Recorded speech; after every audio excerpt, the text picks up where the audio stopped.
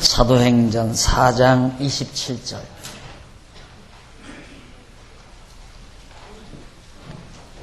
과연 헤롯과 본디오 빌라도는 이방인과 이스라엘 백성과 합동하여 하나님의 기름 부으신 거룩한 종 예수를 거스려 하나님의 권능과 뜻대로 이루려고 예정하신 그것을 행하려고 이 성에 모였나이다. 28절까지 봉독해 드렸습니다. 간단한 말씀이지만 의미 깊은 내용이 담겨진 말씀입니다. 오늘부터는 우리 기독교 가치의 특성,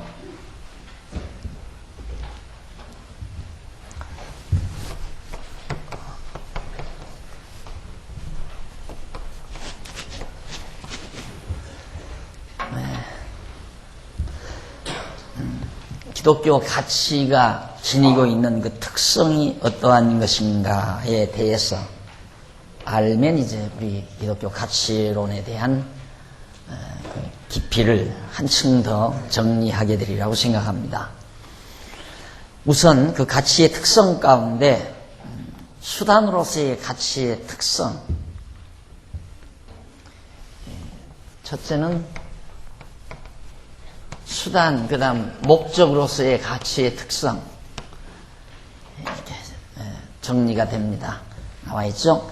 가치의 특성이라는 것은 기독교적인 가치가 특별히 가지고 있는 속성을 말하는데, 이러한 가치의 특성은 수단으로서의 가치의 특성과 목적으로서의 가치의 특성이 서로 다르다는 사실을 발견하게 됩니다.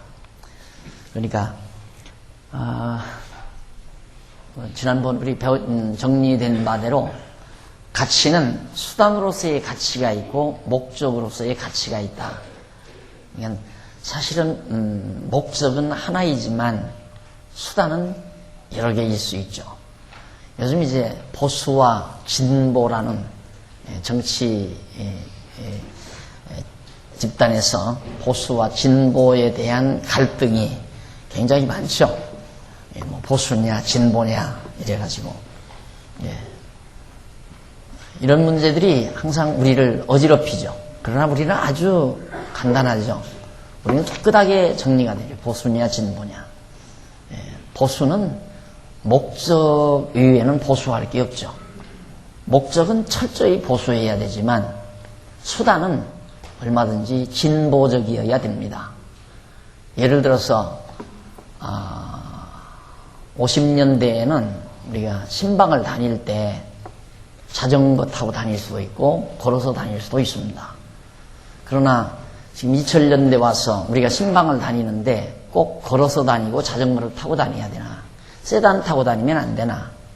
때로는 비행기도 타고 다닐 수 있잖아요. 이 수단이거든요, 하나의.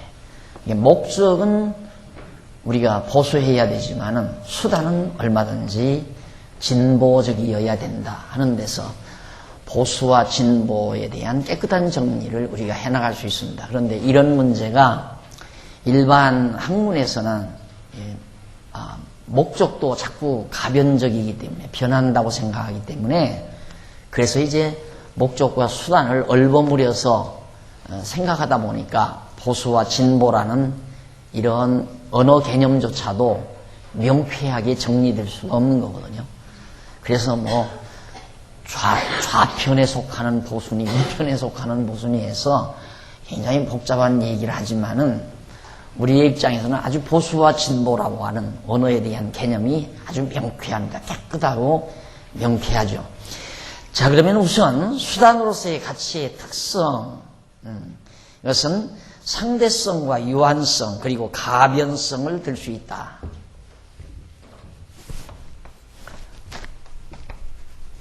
상대성, 유한성, 가변성. 상대적이며 한계가 있고 유한하다. 그냥 늘 가치가 있는 게 아니다. 유한하다. 그리고 그 가치가 가변성이니까 변하죠. 유한한 것이니까 변하는 거죠. 다시 말해서 꽃이 열매에 씨가 맺혀질 때까지는 열매가 이렇게 암술과 수술에 의해서 열매의 그 착상이 되기 전까지는 꽃잎은 참 가치가 있는 거죠.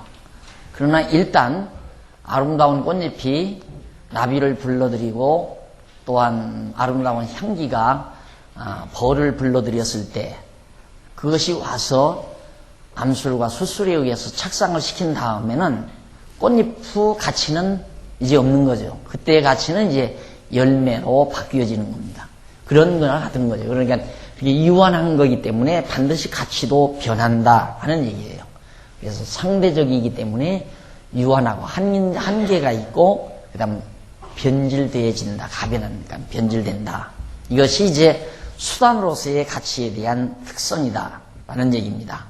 그러면 우선 상대성에 대해서, 상대성은 사물이 각각 독립적으로 존재하지 않고 다른 사물과 의존적인 관계를 지니고 있는 성질을 상대성이라고 말을 해요. 그러니까 우리가 기둥과 장보, 건물을 지을 때 기둥이 혼자 서 있을 수는 없잖아요. 또 하나의 기둥과 기둥 사이를 가로지르는 장보, 이게 서로가 상대적으로 엮어질 때에 존재가 가능한, 그걸 상대적이라고 말을 해요. 그러니까 우리는 모두가 다 상대적 존재죠. 독존할 수 없는 것이 우리 인간의 모습이기 때문에, 그래서 이제 다른 사물과 의존하는 관계를 지니고서 존재하는 성질을 바로 상대성이라고 그렇게 말한다. 따라서 수단으로서의 기독교적인 가치는 다른 사물 가치와 관계에서 평가되는 상대성을 지니고 있는 거다. 아까 제가 꽃과 열매를 말을 했는데, 꽃은 열매와 관계에서 서로 열매를 위한 꽃이고, 또한 꽃이 꽃이 없이는 열매가 맺히지 못하는 그런 관계에서 서로 의존적이라고 말할 수 있는 것처럼, 바로 모든 사물이 다 그렇습니다. 이 땅의 모든 이 수단으로서의 모든 사물들은 서로가 정말 상대적인 가치를 지니고 산다. 그래서 수단으로서의 가치는 상대적인 가치의 성질을 가지고 있기 마련이죠. 그래서 언제나 어떤 한 일만, 한 가지 그 무엇만을 고집할 수는 없다 이 말이죠. 한 가지 그 무엇만을 고집할 수는 없다. 그래서 그 누가복음 22장 22절로 23절에 보면, 인자는 정한 대로 가지만 예수 그리스도는 하나님께서 정하신 뜻에 의해서 십자가에 못 박혀 죽으시지만 파는 자는 화가 있게 된다는 말씀이 누가복음에 기록되어 있어요. 다시 말해, 인자는 이미 작정된 대로, 예수 그리스도는 하나님께서 작정하신 그대로 십자가에 못 박혀 죽으시면 가거니와, 그 예수를 파는 그 사람에게는, 예수를 파는 가룟 유다에게는 화가 있으리로다 하시니, 저희가 서로 묻되 우리 중에서 이 일을 행할 자가 누구일까 하더라. 예수님께서 하신 말씀이에요. 나는 이미 작정된 대로 간다. 그러나 나를 파는 자는 화를 당한다 이 말이죠. 그러면 예수님께서 예를 들어 십자가에 못 박혀 죽으시려면 가룟 유다가 없이는 안 되잖아요. 가룟 유다가 예수를 팔아야 되죠. 예수를 파는 행위와 예수가 십자가에 못 박혀 죽는 행위, 그러면 우리가 이걸 볼 때 정말 아무리 예수님이 당신이 십자가에 못 박혀 죽으려고 해도 죽이는 사람이 없고 갖다 파는 사람이 없이는 안 되잖아요. 그러니까 결국 가룟 유다가 예수를 파는 행위는 하나님의 정하신 뜻대로 예수가 십자가에 못 박혀 죽게 만드는 하나의 과정에서 필요한 거죠. 또 가치 있는 일이고요. 그러나 예수가 일단 십자가에 못 박혀 죽게 된 다음에는 그건 도리어 무가치한 것이고 도리어 저주의 대상이 되어버리고 만다. 그래서 바로 이렇게 모든 일들은, 이 땅에서 일어나는 모든 일들은 다 상대적인 존재들이기 때문에, 상대적인 일들이기 때문에 서로가 어우러져서 의존 관계를 지니고 다 이루어지게 된다. 그런 얘기입니다. 그러니까 늘 제가 쉽게 이해하기 좋게 말씀을 드리지만은 탕자가 나가는 일이 없으면 돌아오는 일도 없잖아요. 그렇잖아요. 근데 우리는 돌아오는 일은 좋다고, 탕자가 아버지 집으로 돌아오는 일은 좋다고 평가하지만 나가는 일은 일단 나쁘다고 평가하잖아요. 그래서 이렇게 그냥 대등한 관계에서 그냥 놓고 이분법적으로 평가를 하면 하나는 나쁜 일이고 하나는 좋은 일이라고 하는 그런 사고 때문에 우리에게 많은 갈등을 빚게 되는 거죠. 그러나 나가는 일 없이는 돌아오는 일도 없잖아요. 그렇죠?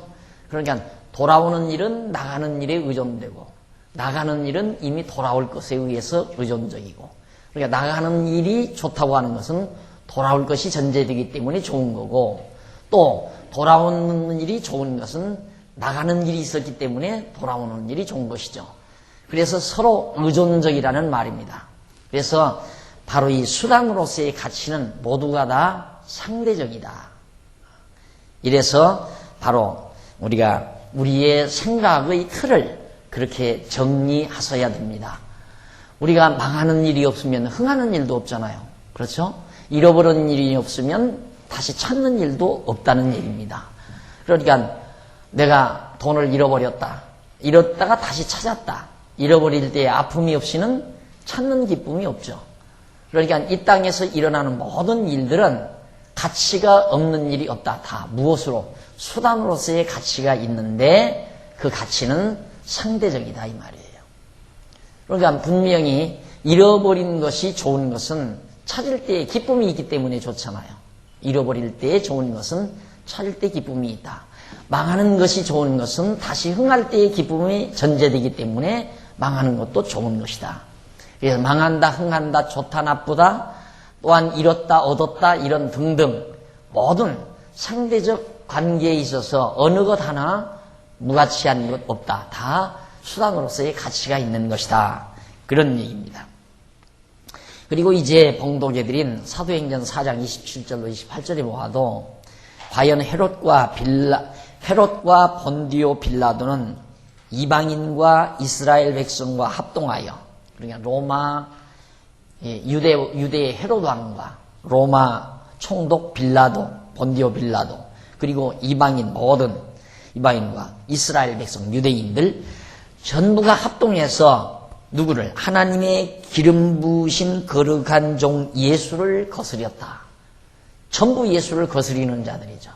그러니까 헤롯 왕도, 로마 본디오 빌라도도, 그리고 유대인들도, 이방인 모두들도 전부 예수를 거스리는 자들이에요. 그런데 그 예수를 거스리는 행위가 하나님의 권능과 28절 하나님의 권능과 뜻대로 이루려고 예정하신 그것을 행하려고 이성에 모였나이다. 그러니까 결국 하나님의 정하신 뜻을 이루려고 그들이 예수를 거스려 모였다 이 말이에요. 그러니까 하나님의 뜻을 이루려고 모든 사람들이 예수를 거스리는 행위를 했다.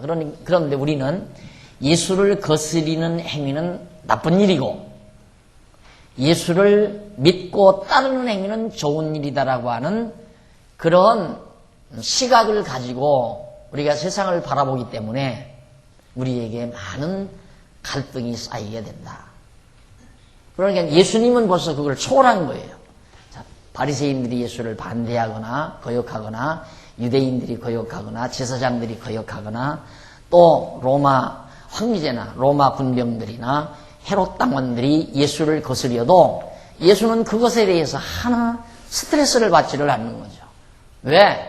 그것이 그런 행위들이 하나님의 정하신 뜻을 이루어가는 데 있어서 반드시 필요한 일들이기 때문에 그렇게 되어져야 할 가치로운 일들이기 때문에 그래서 그런 문제에 대해서 하등 전혀 예수는 부정적인 시각을 가지고 보는 것이 아니었다. 그런 얘기입니다.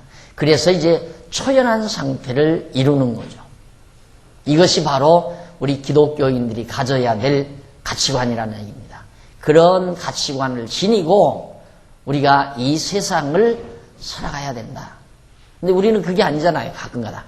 요렇게만 돼야 된다 이거죠. 이렇게만 꼭 돼야 된다. 아니에요. 저렇게도 돼야 될 것 같으면 저렇게도 돼야 되는 거예요. 그런데 왜 우리는 괴로운가? 이렇게 돼야 되는데 저렇게 되니까 괴로운 거라 이 말이에요. 그래서 이 말을 듣기 좋게 아주 빨리 이해되게 되는 대로 해라 이 말이에요. 되는 대로. 안 되는 건 하지 말고 되는 대로 해라. 그래서 가끔 저도 이제 이 교회를 이렇게 교회를 목표해 가면서 제 자신의 어떤 목표가 있잖아요. 이렇게 됐으면 좋겠다 하는데 그렇게 안 될 때 때로는 내가 속이 상해요. 속이. 그러면 일단 속이 상하면 그냥 속이 상한 게 아니라 내가 왜 이렇게 속상하나 그걸 분석을 하는 거죠. 내가 왜 이렇게 속상하지? 내가 속상하다고 하는 것은 정당성이 있는 게 아니에요. 내가 지금 뭔가 착각한 거예요. 착각이기 때문에 속상하니까 내가 지금 뭘 착각하고 있나?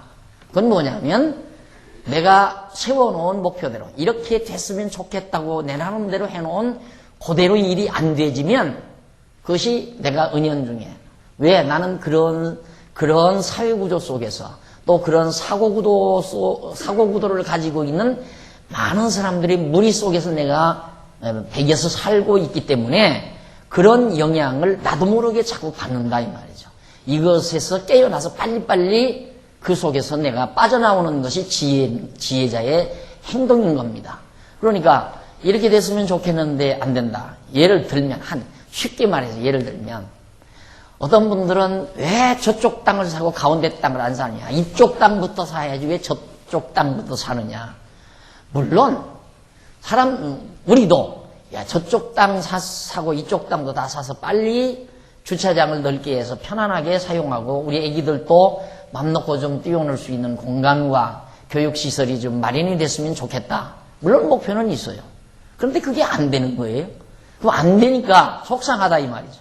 그럼 안 된 것에 대해서 불평하고 잘못했다, 잘했다, 잘못했다 하는 평가를 가지고 그걸 시비하고 불평하고 여론 환기시키고 그래서 서로 속상하고 이런 경향이 실제 우리 교회 안에서 있을 수 있잖아요. 그것이 바로 어리석은 거다 이 말이에요. 그것이 어리석은 것이다. 그러니까 하나님께서 분명히 우리를 통해서 뭐 하시고자 하시는 방향이 있어요. 아까도 말씀드렸죠. 분명히 뜻이 있는데 그 방향을 이끌어 가실 때에 하나님이 정해놓으신 뜻대로 지금 일은 이루어지고 있는 거예요. 그 일도 마찬가지죠. 땅을 사고 못 사는 것도 마찬가지예요. 모든 것. 교회 일이 내가 원하는 대로 되고 안 되는 것도 마찬가지고 이 대지연보가 목표대로 들어오고 안 들어오는 것도 마찬가지예요. 우리가 목표를 얼마 했는데 안 들어왔다. 속상하죠. 안 들어왔다. 이것이 잘못됐다고 생각하면. 근데 그렇게 생각해서는 안 된다 얘기죠. 그러니까 가장 중요한 건 내가 속상하다. 왜 그럴까? 내가 왜 속상하지? 내 나름대로 세워놓은 목표대로 목적대로 안 되니까 속이 상하니까 내게서는 자연적으로 상대방에게 듣기 싫은 얘기가 나가게 되고 때로는 책망도 나가게 되고 원망도 나가게 되고 이게 다 이렇게 악순환이거든요. 그 모두가 다. 그러나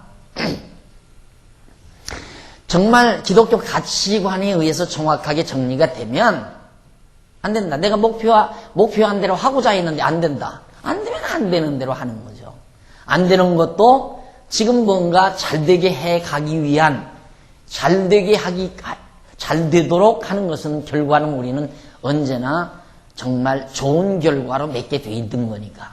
항상 우리 하나님의 백성들에게는 마지막에 가서 아름다운 결과, 좋은 결과, 참된 결과로 맺어진다는 것이 우리의 확신 아니에요. 그럼 문제는 그 결과를, 그 목표를 달성해가는 과정에 있어서는 이럴 수도 있고 저럴 수도 있는 상대적인 가치를 우리는 인정해야 된다 이 말이죠. 그러니까 예를 들어서 일을 잘하는 것도 가치 있지만 잘하지 못하고 못하는 것도 또 가치 있을 수 있다 이 말이죠. 상대적인 가치니까. 그래서 거기서 내 마음을 추스리고 다스려 나갈 때에 내가 목표한 대로 안 된다고 해서 그걸 괴로워하고 좌절하고 실망하고 고통스러워하고 그걸 남에게 표출하고 남에게 듣기 싫은 소리를 하고 이런 것들이 다 문제는 가치관의 결여에서 내가 기독교 가치관을 바르게 정립하지 못한 상태에서 또 정립했다 하더라도 쉽게 실제 내 생활 속에서 그 적용이 안 되는 상태에서 그런 결과가 나올 수 있다는 얘기입니다. 그러나 자세하게 자기 자신을 투영해서 바라보게 되면 쉽게 그저 2, 3분 안에, 안 그러면 그저 몇십 분 안에 빨리 자기를 추스려서 분노와 노여움과 분을 참고 이해하고 견뎌나가는 그러한 삶이 바로 이 가치관에 의해서 가능하다는 얘기입니다. 그러니까 수단은 우리가 고집해서는 안 돼요. 분명히 어떤 수단은, 예를 들어서 우리가 좋은 교회, 아름다운 교회, 질서 있는 교회 모두가 다 내가 늘 말하지만 우리 교회는 이렇게 됐으면 참 좋겠다. 누가 시키는 사람 없어도 다 지금 각자가 알아서 하고, 또 자기가 사용한 의자는 자기가 앉았다가 일어나서 원래 놓였던 상태대로 반듯하게 놓고, 내가 앉았던 자리에 혹시 쓰레기라도 버려진 것이 없나, 그래서 줍기도 하고, 그리고 바로 이 건물 안에 들어올 때는 신발 안에 혹시 신발에 흙이라도 묻지 않았나, 안 그러면 더러운 먼지라도 없나 털고 깨끗하게 정리하고 들어올 수 있고, 이렇게 온 성도들이 다 한다면 애써서 청소하는 우리 집사님들이 훨씬 수고가 덜할 거고, 건물도 깨끗할 거고, 누구가 보아도 참 신사숙녀들만 모인 장소 같고, 원하는 거야 그거죠. 그렇게 되면 얼마나 좋겠나, 얼마나 아름답겠나. 그런데 그렇게 안 된단 말입니다. 다들 참가하고 돌아간 다음에 보면 의자는 의자대로 다 틀어져 있고, 의자 밑에 쓰레기가 수북이 쌓여 있고, 그냥 걸어간 자욱마다 흙덩어리들이 더벅더벅 다 떨어져 있고, 그럼 속상해야 되잖아요. 그렇죠. 이 속상하다. 뭐 이렇게 참 예의 없는 사람이 어디 있을까. 이렇게 정말 자기 자신을 잘 추스리지 못하고 무례하게 행동하는 사람이 어디 있을까. 이렇게 생각하면 막 속상하잖아요. 그러나 그걸 그렇게 생각할 필요는 없다 이 말이에요. 왜? 수단이기 때문에. 우리가 뭐 이 건물을 깨끗이 쓰자는 게 근본 목적은 아니잖아요. 그러니까 그렇게 더러워진 모습을 보면서 하나하나 깨달아가고, 그런 사람들이 2명이 되고 5명이 되고 점점 10명이 되고 100명이 되고 200명이 되고, 그러다 보면 언젠가는 또 아주 멋있는 그런 정말 질서 있고 예의 바른 아름다운 교회, 신사숙녀들만 모여있는 교회, 이렇게 누구라도 와서 평가할 수 있는 날이 있을 수 있잖아요. 그러니까 그걸 전제로 해놓고 그렇게 안 된다 해서 막 속상해하고 괴로워하고, 저도 그러잖아요.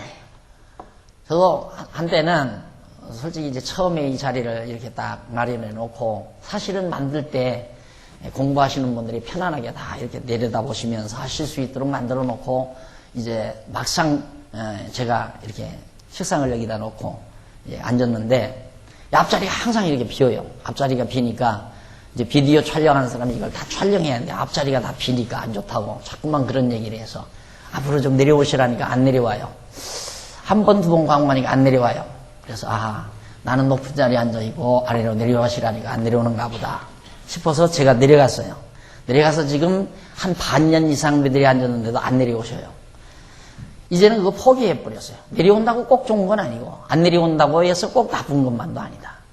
결국 언젠가는 우리가 서로가 깨달은 다음, 누구의 명령에 의해서 내려오는 게 아니라, 우리가 정말 성도들의 수가 많아지고 점점 말씀을 사모하는 열정이 많아져서 자꾸만 앞으로 다가오는 그것이 좋지.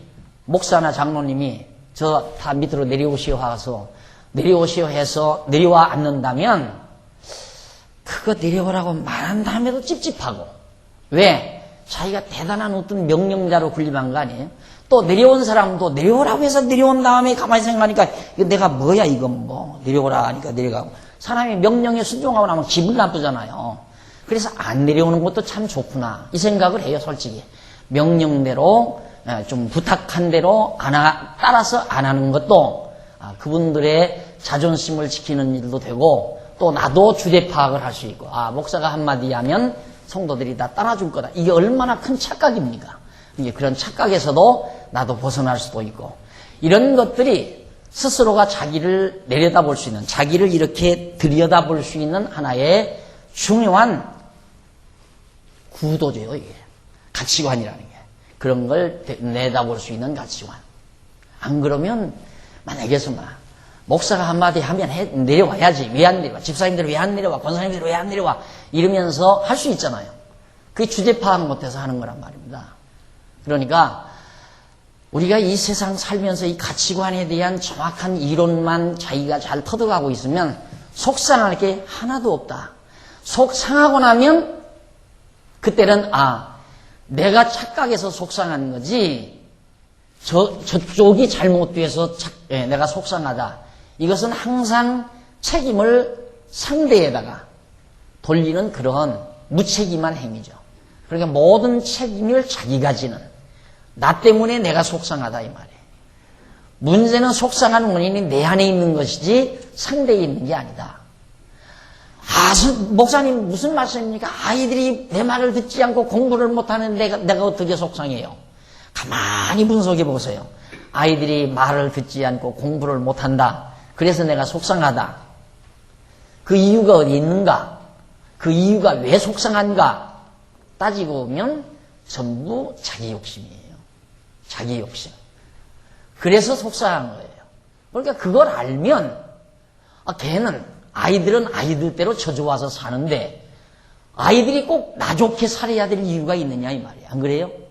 아이들은 꼭 부모를 위해서 살아야 된다. 그게 아니다 이 말이에요. 하나님께서 이 세상에 인간을 내보낼 때는 다 각자 개성 따라 그 사람의 장래를 정해놓으시고 이끌어가는 거란 말입니다.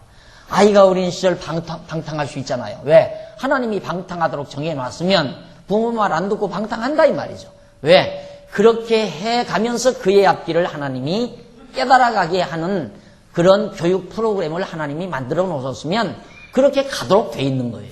그런데 저놈이 공부를 잘해서 내가 소원하는 대로 급제를 하고 내가 소원하는 대로 정말 성공을 해서 친구들 앞에 가서도 내 자녀가 어쩌고 정말 성공을 어떻게 했고 이런 자랑을 늘어놓아서 내가 만족하려는 그것이 너무도 분명하다는 얘기예요. 그러니까 그런 문제도 다 자기 안에 있는 것이다. 그래서 역시 내 자신의 마음의 평강이 무너질 때에는 가치관에 대한 이론을 틀로 해서 자기 생각을 정리해야 된다. 그래야 빨리 1, 20분 내에 마음을 평정시킬 수가 있어요. 이게 아니면 평정이 안 돼요. 절대 안 돼요.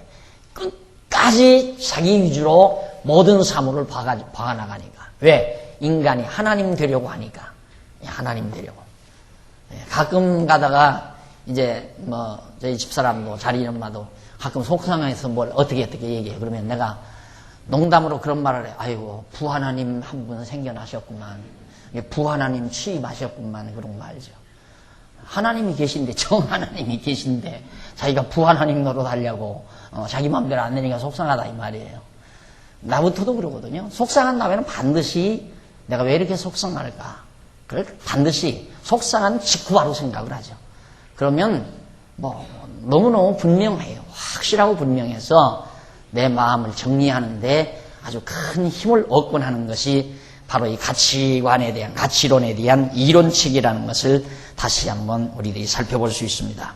그러니까 많은 헤롯이나 본디오 빌라도나 로마 군병들이나 이방인들 또 유대인들이 다 예수를 거스리는 행위, 단지 그 거스리는 행위를 독자적으로 보면 우리는 나쁜 놈들이다.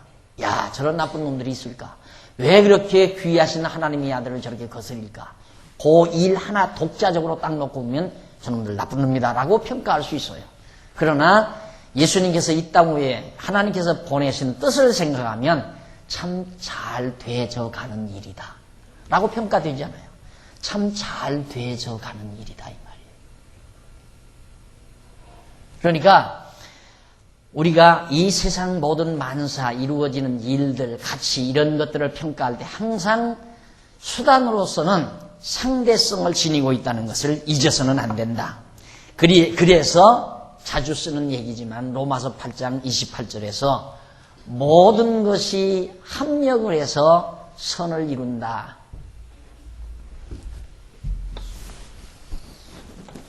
목적으로서의 선이 있어요. 목적으로서의 선. 그 다음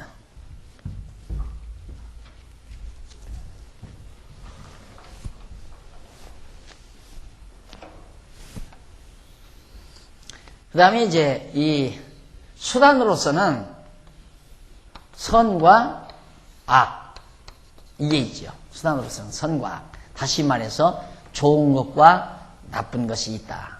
예수를 거스리는 일과 또 예수가 이제 하나님의 뜻대로 고난을 당하는 일, 하나님의 뜻대로 고난 당하는 일, 선한 일, 또 예수를 거스리는 일, 나쁜 일, 이 두 가지 일이 합력해서 이것이 합쳐져서 결국 궁극적인 이 하나님의 선하신 뜻을 이루어 가는 것이다. 그 얘기예요. 아주 간단한 거예요.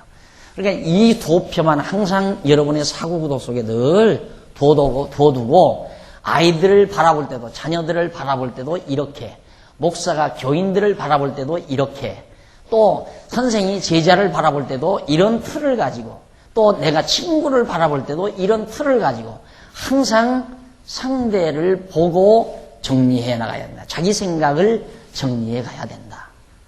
그렇게 되면 우리가 정말 지금까지 살아온 완전히 흑백 논리, 완전히 이분법적인 흑백 논리 체계하에서 살아올 때의 내 모습하고는 완전히 딴 사람으로 자기가 살고 있다는 사실을 발견하게 되죠.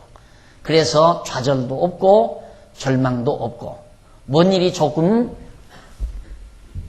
잘 되는 데 싶다고 해서 오만 떠는 것도 없고, 뭔 일이 좀 잘못된다고 해서 움츠러드는 일도 없고, 잘 된다, 잘못된다라고 하는 건 하나의 수단이기 때문에 결국 이 수단은 잘 되는 것도 수단이고 못 되는 것도 수단이란 말입니다.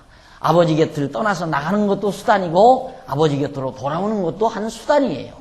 뭔 수단? 아버지와 함께 아름답게 살아가는, 살기 위한 이 목적을 향해서 나갔다가 돌아오는 일들이 이루어지는 것이다. 그러니까 우리가 이 세상에 살아가면서 전부가 이거 아니에요? 상대적인 거예요. 모두가 다.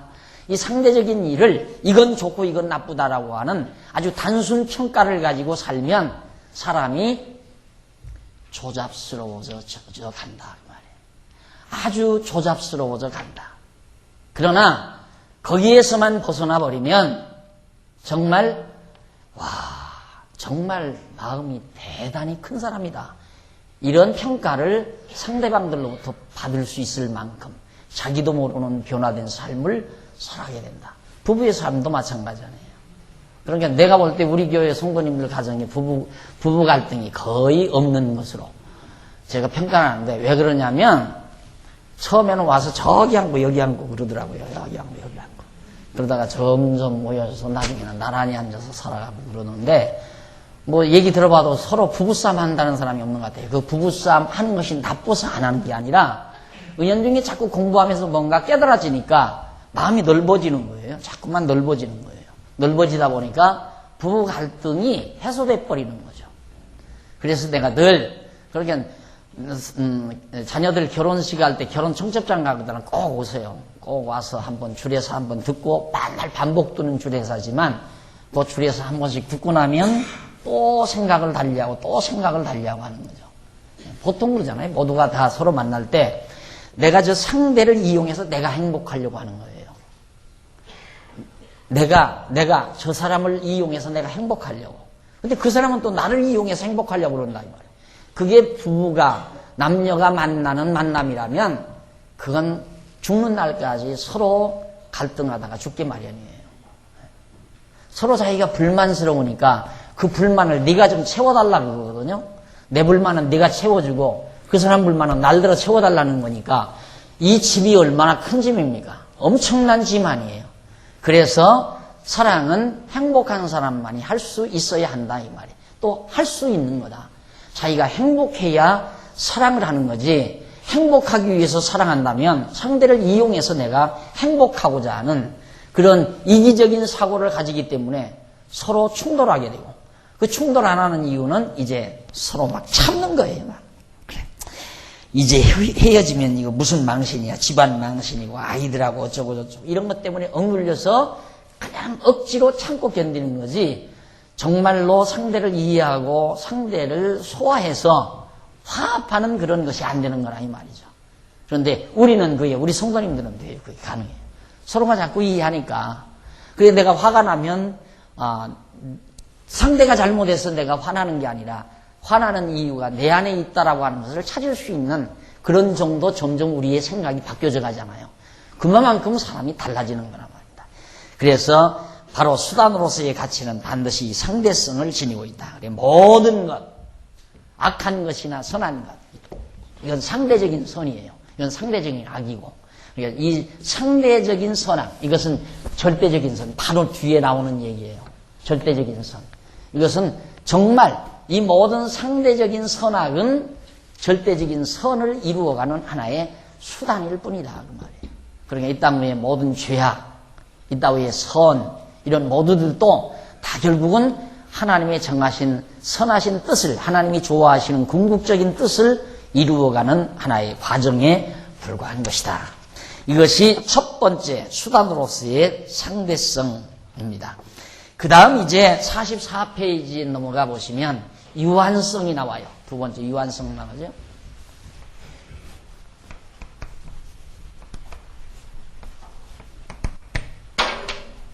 유한성.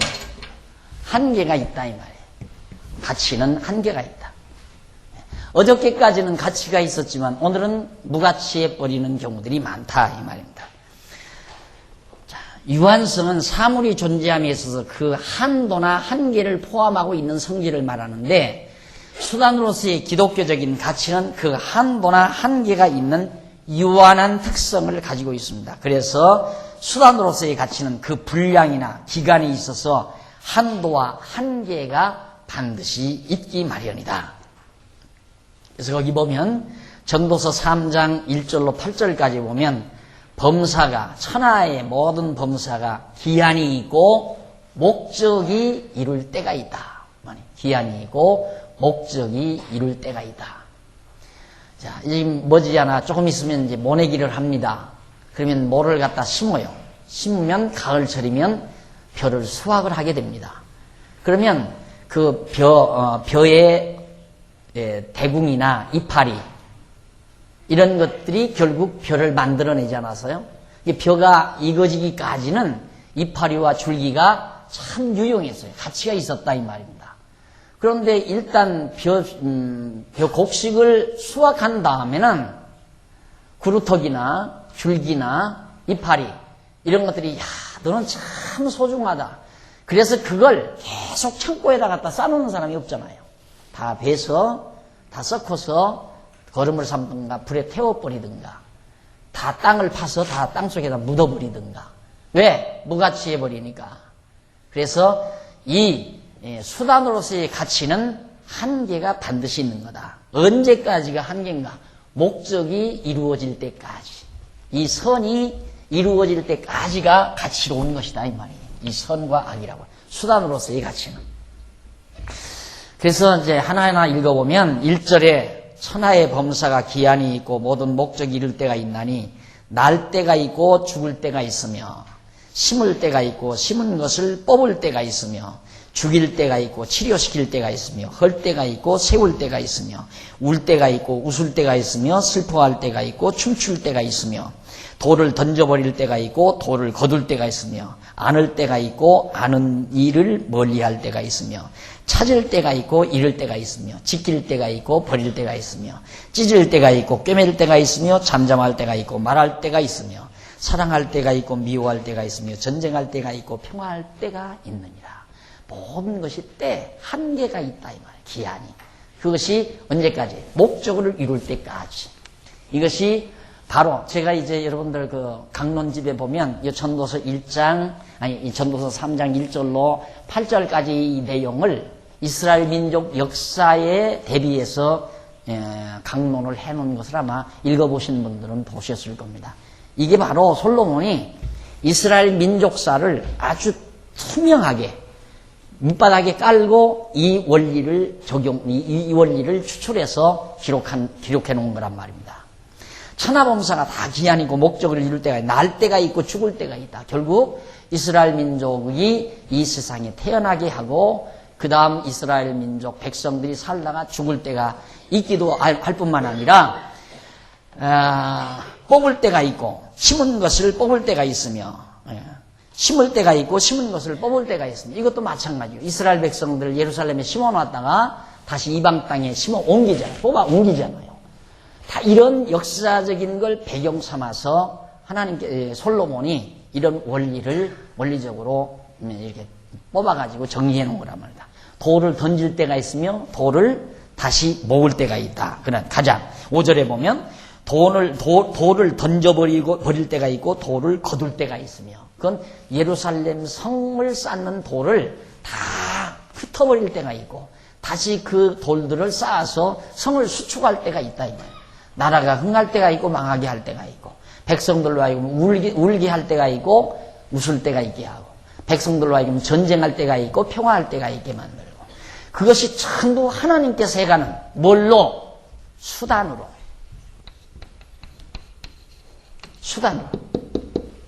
예, 낳고 죽는다. 출생하는 건 좋은데 죽는 건 나쁘다, 우리는 그러잖아요. 그게 이분법적 사고방식이거든요. 흑백 논리적인 이분법적 사고방식. 이것이 우리들의 끊임없는 갈등을 불러온다.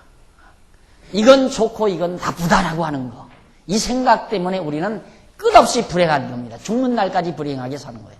여기에서만 벗어나 버리면 우리의 불행은 완전히 차단되는 거예요. 불행감은 없어져 버린다. 자,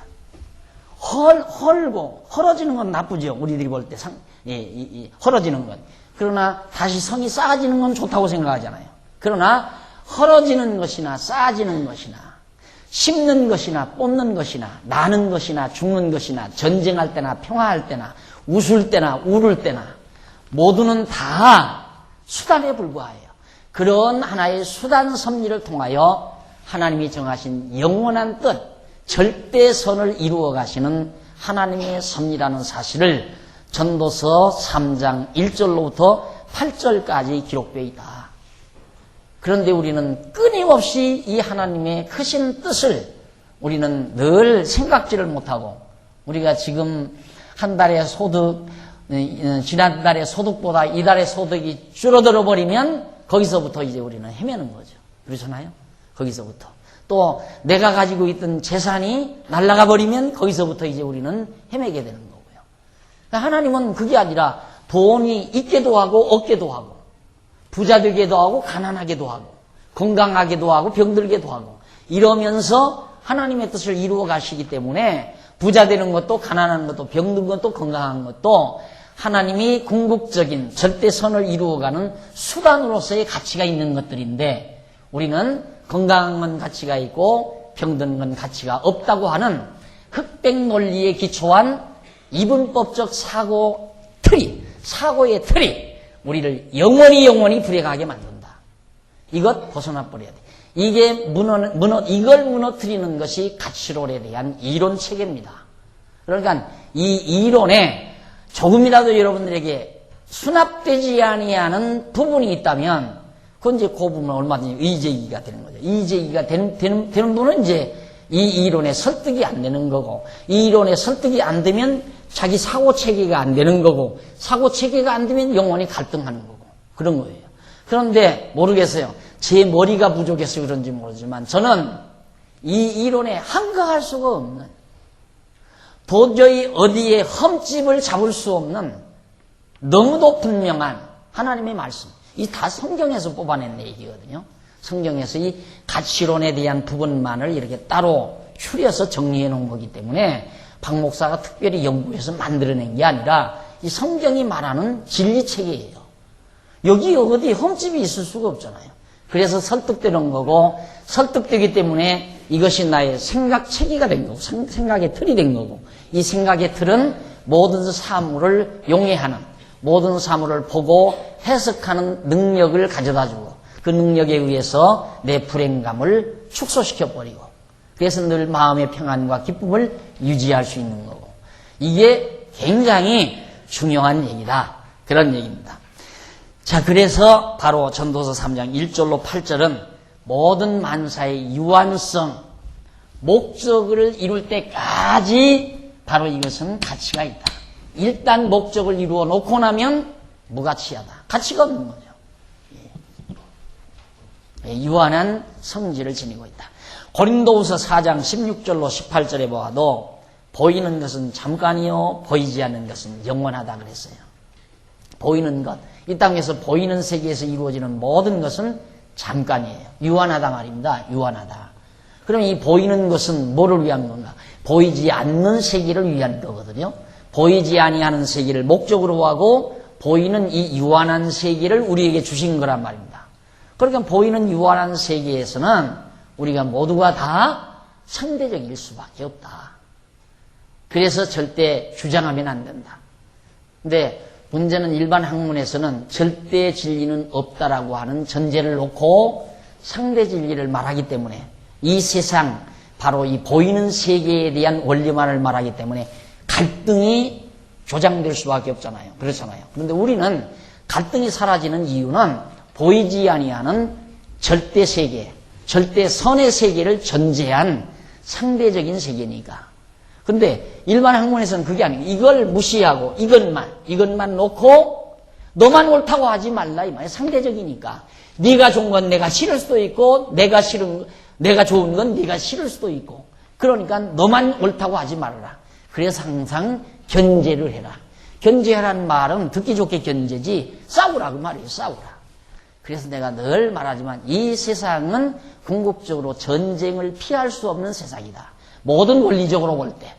견제하라는 것도 결국에는 싸우라는 말이고 결국 경쟁하라는 말이 뭡니까? 서로 경쟁하는 이 체제 속에서 우리로 하여금 살게 하는 이유도 결국은 그 전쟁, 싸우라 그 말이에요. 그런데 핵무기 만드는 게 뭐가 잘못이냐 이 말이에요. 싸우라고 해놓고 경쟁하라고 해놓고는 핵무기 만드는데 왜 못 만들게 하느냐 이 말이죠. 그것도 경쟁이에요. 이게 못 만들게 해도 만들어야 세상은 살아 존재한다 이 말이에요. 그러니까 영원히 이 세상은 어지러워지고 늘 불안해지고 늘 전쟁이 못지 않을 수밖에 없다. 그러면 전쟁을 안 하는, 소위 지금같이 우리가 전쟁을 안 한다. 이건 참 평화의 시대야. 그건 몰라서 하는 얘기예요. 이게 평화의 시대가 아니라 전쟁 준비 시기예요.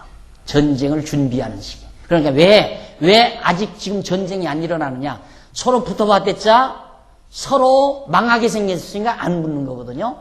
그러면 언제입니다 전쟁이 일어나는가? 한 번 쏘면 내가 이길 수 있다는 승산이 있을 때 그건 반드시 전쟁을 하게 돼 있어요. 그러니까 상대방이 나를 치지 못하리만큼 내 힘을 길러야죠. 그래서 이제 견제를 통해서 싸움이 일어나지 않게 잠잠하게. 그러니까 항상 불안하고 초조하죠. 언제 저놈이 밤잠 안 자고 공부해서 나를 이겨먹을지 모르니까. 그래서 세상은 어차피 이런 사고체계 속에서는 불안한 세상, 늘 싸워야 하는 세상, 늘 분쟁해야 하는 세상이라는 것이 너무도 명명백백하잖아요. 그래 난 재미가 없어요. 이 세상만이라면 그래 재미가 없어요. 모든 게 정리가 안 되니까. 모든 게 정리가 안 되니까. 만약에 그렇다면 힘밖에 없어요. 무조건 힘이에요. 무엇을 통해서라도 힘. 그러니까 사우디 사람들, 중동 사람들 그렇게 테러라도 해야죠. 안 그래요? 그 자기들이 살 길인데 안 그래요? 내가 폭탄 하나 걸머지고 미군 무대에 들어가서 수십 명 죽여서 내 나라가 산다면 그렇게라도 하는 것이 자기네들을 지켜나가는 수단이니까. 그런데 우리는 테러는 그건 악이다. 그리고 정말 힘 있는 나라가 핵무기를 만들어서 엄포하고 세련된 무기로 공격하는 것은 그건 선이다. 이런 논법이 어디 있어요? 말이 안 되는 얘기거든요. 전혀. 여러분 한번 생각해 보세요. 이거 말이 되는 얘기인가? 그런데 어떻게 우리는 그런 걸 보면서도 그냥 편안하게 밥 먹고 살 수 있어요? 안 그래요? 이게 무슨 어디 법이에요 도대체? 이게 어디 법이냐면 완전히 힘 있는 사람에게 눌린 법이에요. 눌려서. 그래서 우리의 모든 생각체계까지라도 다 눌려져서 그냥 하도 그렇게 길들여 놓으니까 그렇겠거니 이것이 진리겠거니 하고 그냥 사는 거지. 그래서 밥이 들어가는 거지. 정말 구체적으로 하나하나 따져 들어가면 밥맛 달아나잖아요. 밥 먹을 마음이 없잖아요. 살 맛도 없고. 이게 뭐예요 도대체? 그래서 나는 정말 하나님을 경외하고 사는 이유가 이런 절대적인 사고체계, 진리체계에 대한 매료 때문입니다. 여기에서만이 진정으로 우리는 자유함을 얻을 수가 있어요. 편안함을 얻을 수 있고 모든 문제에 대한 해답을 얻을 수 있고 사람이, 인간은 동물과 달리 문제 해결을 하고 사는 존재라고 그러잖아요. 인간은 뭐냐? 인간이란 뭐냐? 동물과 달리 문제를 던지고 그 문제의 해결 능력을 가진 것이 인간이다.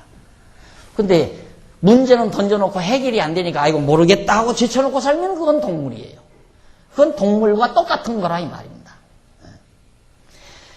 그래서 오늘 보이는 것은 잠깐이요 보이지 않는 건 영원하다. 히브리서 8장 13절 첫 것은 낡아지게 하시는 것이니 없어져 간다. 첫 것이란 뭐냐면 하나님이 지어놓으신 이 세상 모든 것. 이게 다 첫 것. 이건 점점 낡아져 가요. 왜? 유한한 거기 때문에. 영원한 것이 아니니까 점점 낡아져 간다. 그리고 계시록 21장 1절에 보면 처음 하늘과 처음 땅이 다 없어져 버렸다. 또 내가 새 하늘과 새 땅을 보니 처음 하늘과 처음 땅이 없어졌고 바다도 다시 있지 않더라. 이 보이는 세계는 다 유한하기 때문에 다 없어져 버린다.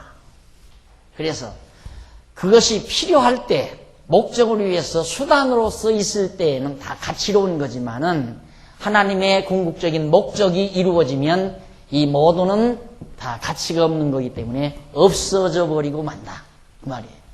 그러나 그렇기 때문에 우리는 목적 이루기까지 무엇이든지 다 가치가 있는 거다. 어느 것 하나 가치 없는 게 없다. 모두가 다. 교회가 잘 되는 것도 가치가 있는 거고 교회가 잘못되지는 것도 가치가 있는 거고 내 사업이 잘 되는 것도 가치가 있는 거고 잘 못 되는 것도 가치가 있는 거고 내가 잘 먹고 잘 사는 것도 가치가 있는 거고 못 먹고 못 사는 것도 가치가 있는 거고 모두 다 어느 것 하나 수단으로서 무가치한 것은 하나도 없다. 그러나 유한한 것이다 이 말이에요. 자, 이렇게 해서 지금 두 번째 유한성까지 말씀을 드렸고요. 마지막 세 번째 가변성부터 다음 시간에 여러분 말씀드리도록 하고 오늘 강의 여기서 마무리합니다. 기도하십시다.